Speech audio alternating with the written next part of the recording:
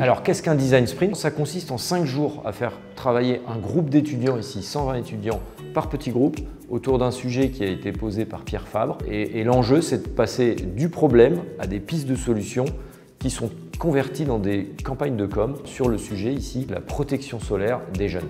On va découper les jours en 2 étapes. 2 premiers jours où on va comprendre le problème, le raffiner.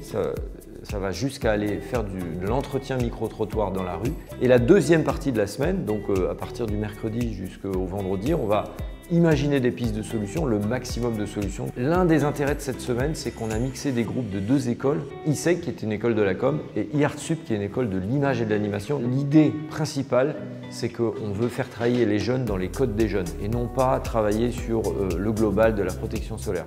Et ils sont quand même 120 étudiants divisé en groupes de 6, ça veut dire qu'on a 20 groupes qui travaillent sur le même sujet. L'objectif, c'est qu'on ait le maximum de diversité. Alors dans un design sprint, classiquement, on va avoir une équipe de coachs qui va venir proposer un accompagnement méthodologique. Donc on a une méthode jour par jour. Et nous, on va aider les groupes à s'approprier cette méthode et produire des livrables. Moi, typiquement, je viens de l'innovation produit, mais dans l'équipe de coach, on avait une directrice marketing, on avait un designer et un start-upper.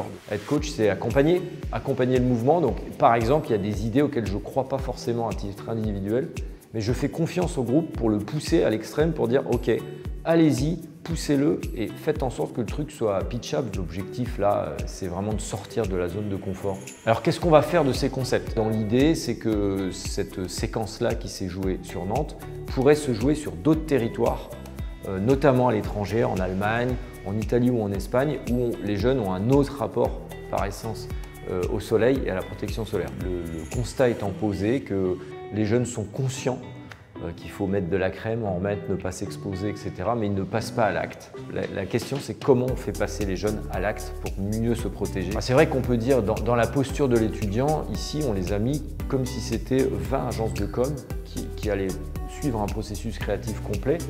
Et la motivation qu'ils ont là, c'est que c'est un vrai sujet de société, de santé publique et ils savent en tant que professionnels de la com, en tout cas futurs professionnels, que ce qu'ils vont produire va servir concrètement à faire des dispositifs de communication. Donc on a là un élément de motivation très important pour faire travailler les étudiants.